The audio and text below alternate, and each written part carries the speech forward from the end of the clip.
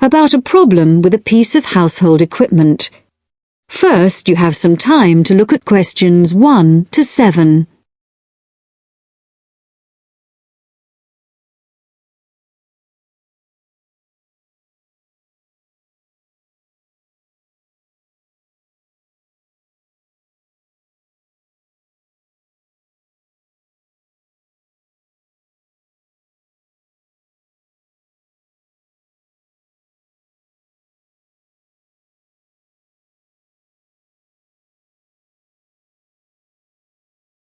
Now we shall begin.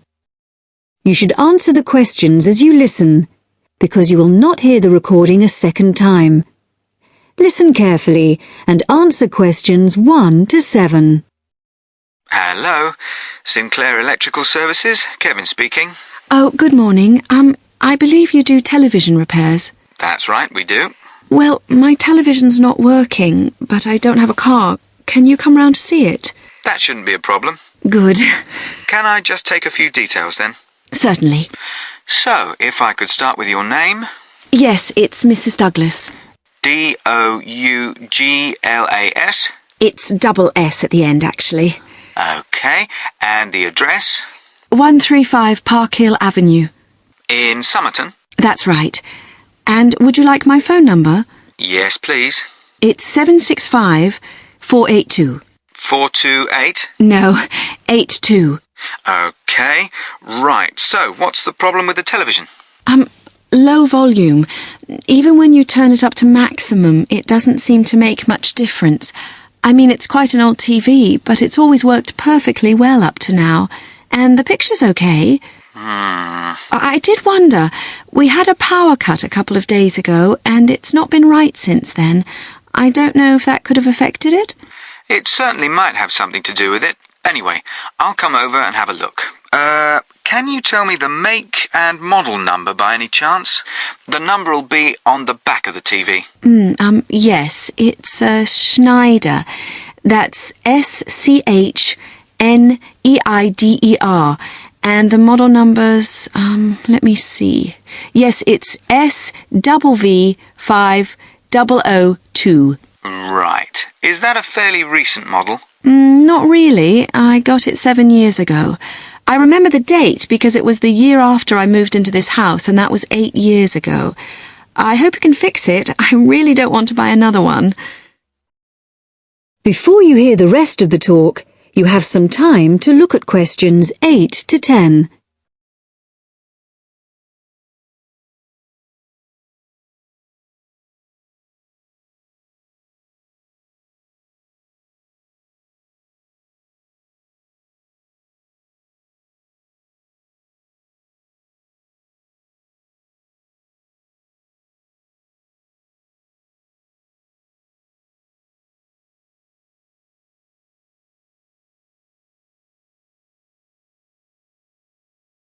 Now listen and answer questions 8 to 10.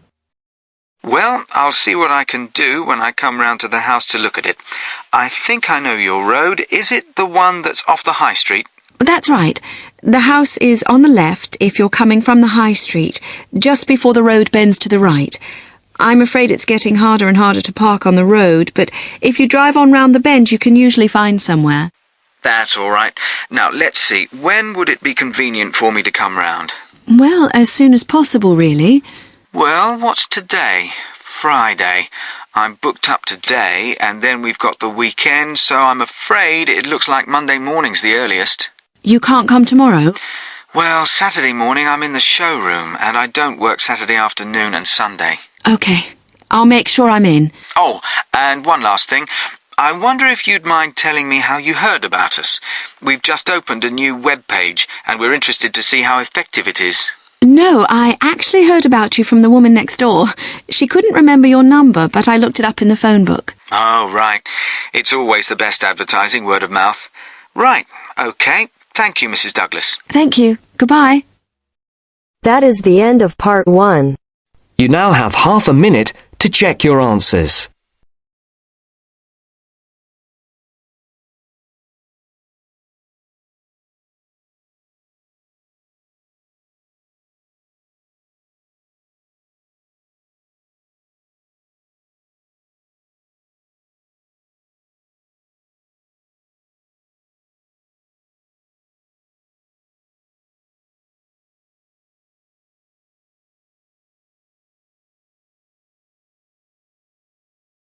Now turns to part 2.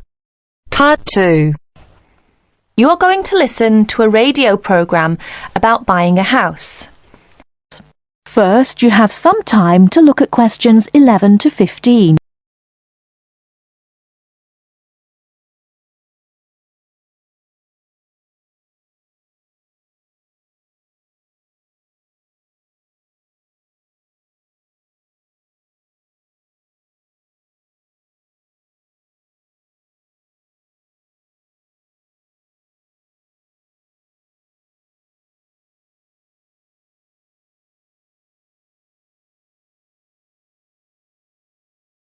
Now, listen carefully and answer questions 11 to 15. Good afternoon, listeners. Today, I'd like to welcome Edward Fox, who is going to talk to us today about buying a house. Edward. Thank you, Eunice. For most people, at least, buying a house is a major life event, and probably the single most expensive item you are ever likely to buy. It is also a place that you can make your home. Therefore, thinking carefully before you make a purchase is of the utmost importance. One of the most important things to consider before buying any property is the location. Because remember, it is where you plan to spend a large part of your life, or indeed the rest of your life in some circumstances. Therefore, consider the type of life you enjoy leading. Are you a very sociable person who enjoys nightclubs and discos? If so, then you may wish to consider something close to the city, or indeed in a city where it is convenient for all types of nightlife. On the other hand, if, like me, you prefer a quieter life, then you may want to consider something away from the city. However, do remember that proximity to your place of work is also important. Indeed, we spend most of our life at work, and you don't want to have to spend 2 or more hours every day travelling to work now, do you? Therefore, transport is the utmost importance. City suburbs, however, are often conveniently located for commuting to work. All for shopping. Without being in the heart of a busy city. You may, however, think that a house in the suburbs would be far too expensive. Yet houses located in cities can often exceed the price of suburban houses. So check out the prices. You may be surprised. Family is another important consideration. You may prefer a house that is away from a busy street or main road. And of course, remember that children have to attend school. Is there a good school in the area, or would your children have to travel a long distance to get to school? Therefore, if you have children, or you plan to have children, location is a very important factor. And of course, remember that a family influences the size of the property. Before you hear the rest of the talk, you have some time to look at questions 16 to 20.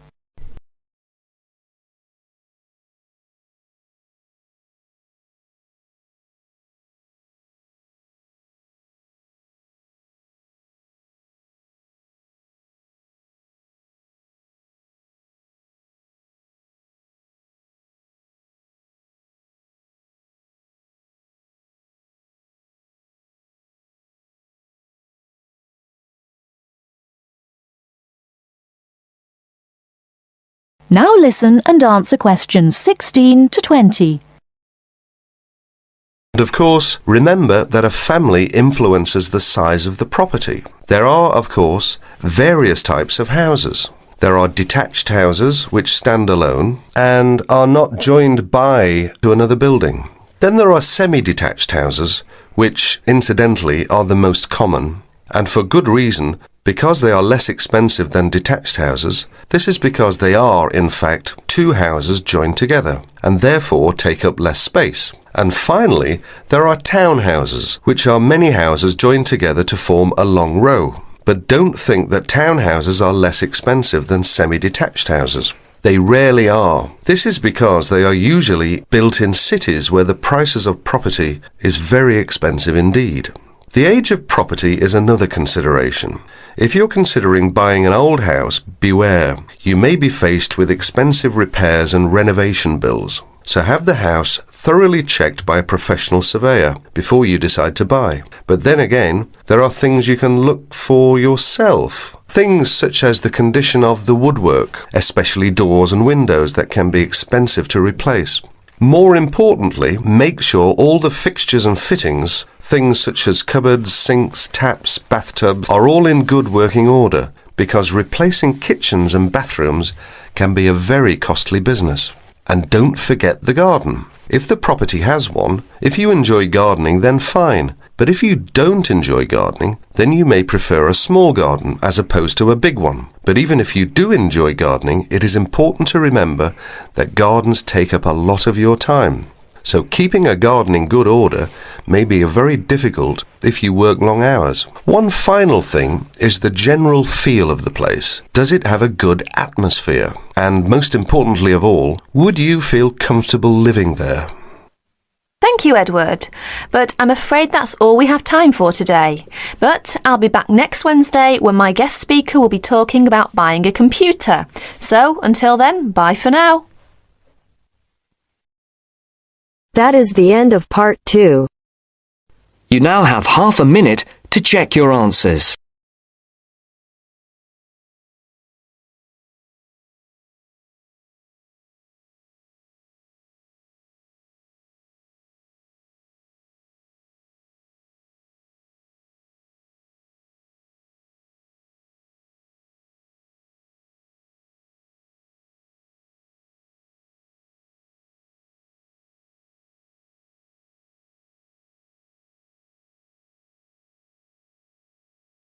Now turns to part 3.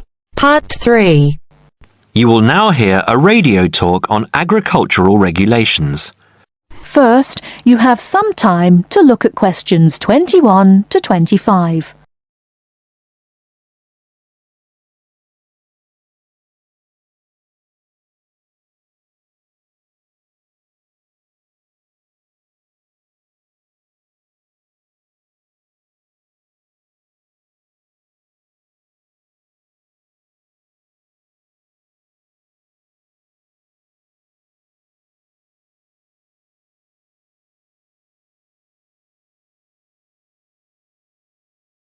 Now listen carefully and answer questions 21 to 25.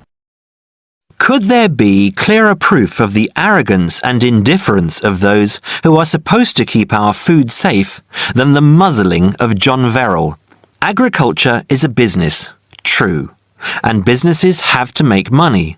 But this shows how ministers and officials put the profits of the agriculture business before the well-being of the British people. Mr. Verrill, a pharmaceutical chemist, was appointed to represent consumers on one of the many committees that advise the government on food safety. When he tried to do his job, though, and wanted to warn ministers of a danger to children's health, he was refused permission to do so. The danger comes from hormones given to cattle in the USA and some other countries to make them grow faster.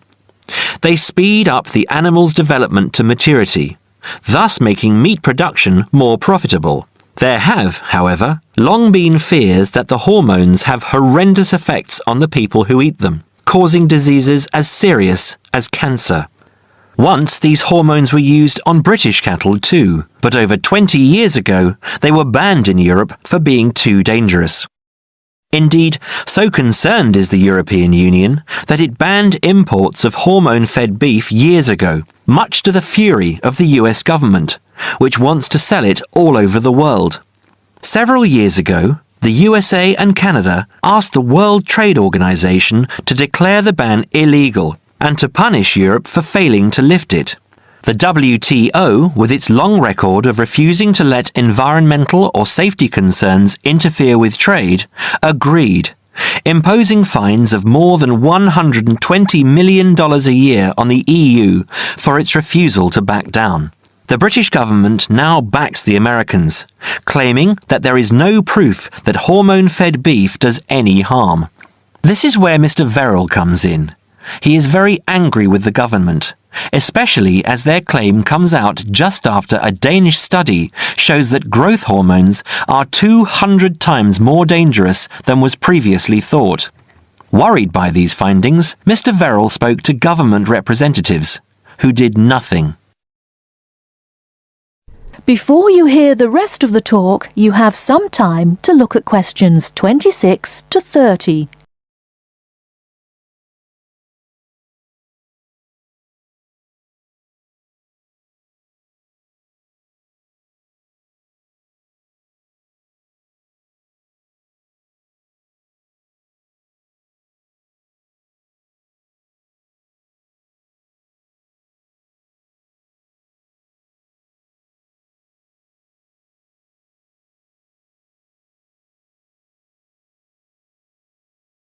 Now listen and answer questions 26 to 30. Not only that, but they have not been testing beef which is imported, which, by law, they are required to do. This directly affects the British public, as about 40% of the beef British people eat comes from abroad, supposedly from countries like Brazil, which does not allow the use of growth hormones. Brazilian beef is stocked by some British supermarkets and widely used in catering. Yet, when a Brazilian farm was recently visited by EU inspectors, a large stockpile of this banned substance was found. This is not the first food scandal we have had in our country. Take the present concern over a well-known chocolate company. Several months ago, the company found out that its sweets were contaminated with a rare form of salmonella, but they did nothing about it, leaving their sweets in the shops to be bought by the unsuspecting public. It was not until 5 months later, when several children had suffered food poisoning, that the chocolate bars were removed from the shelves. It makes you wonder how many other dangerous foods have been allowed onto our plates. That is the end of part 3. You now have half a minute to check your answers.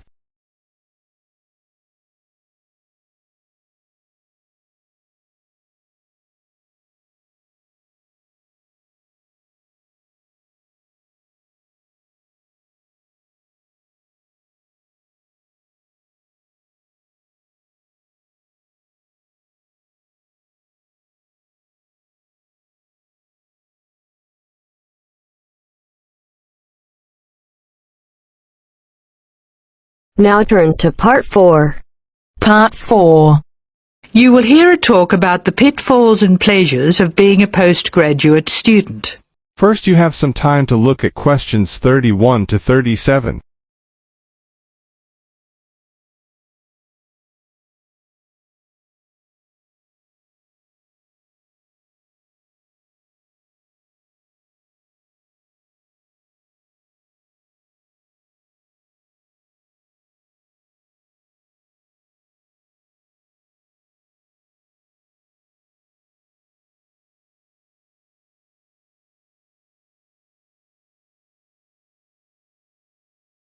Listen carefully and answer questions 31 to 37.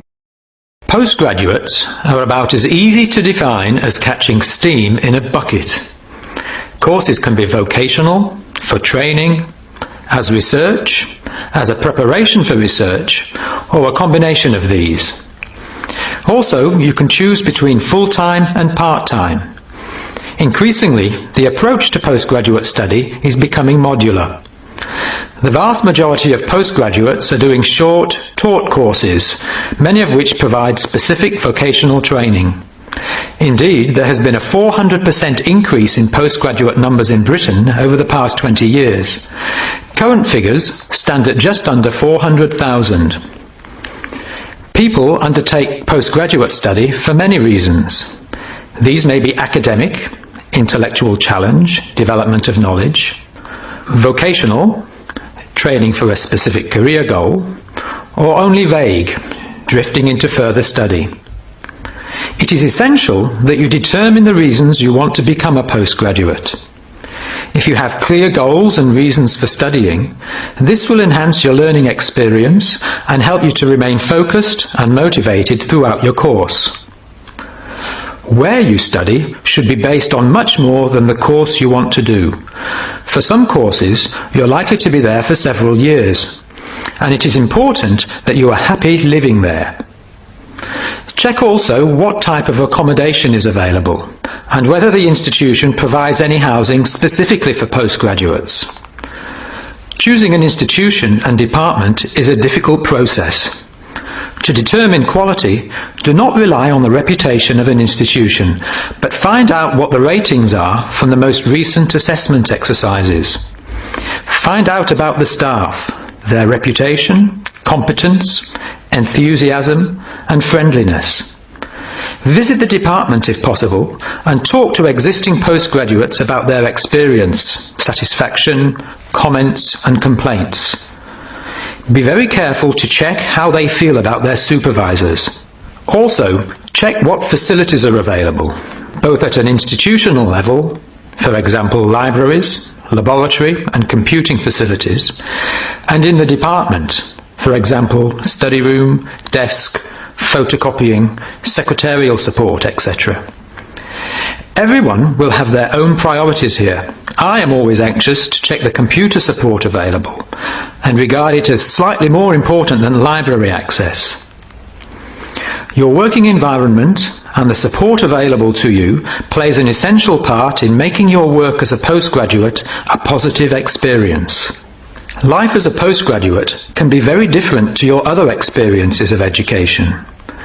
Things that can distinguish your experience are the level of study, independence of working, intensity of the course, the demands on your time, and often the fact that you're older than the majority of students. These factors can contribute to making you feel isolated.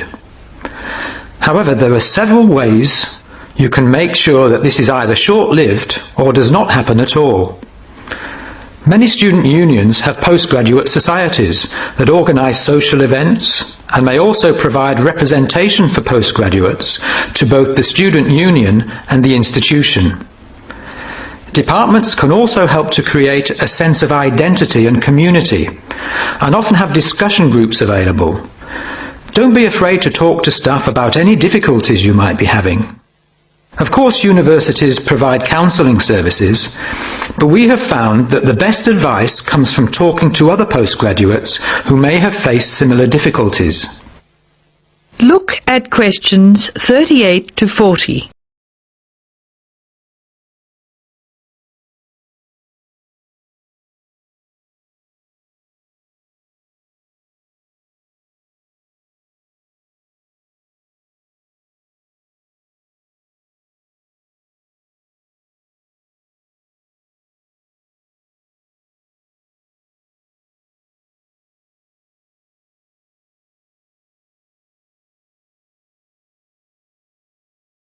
Now listen carefully and answer questions 38 to 40.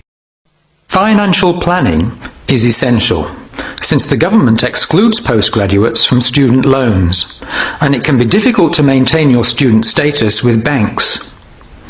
This has implications for free banking and overdraft facilities. Do not underestimate your living costs, including food, accommodation and travel. And be careful not to budget for everything except a social life. Funding a course is one of the most challenging things people face when considering postgraduate study. Most postgraduate students finance themselves. They pay often very large fees to the institution and receive no maintenance income to support their study. Make sure you know exactly what your costs will be.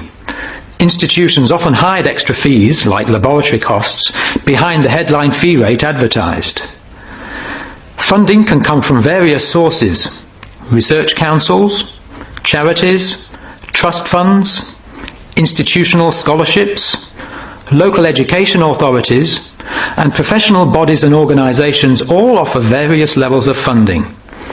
As I said before, the government excludes postgraduates from student loans, so it is essential you look to other sources. Career development loans are available from high street banks. The best advice on funding is to be proactive, persistent and patient. The postgraduate community in Britain is multinational, has a wide range of experience of life and work, and an exciting mix of goals, both career and academic.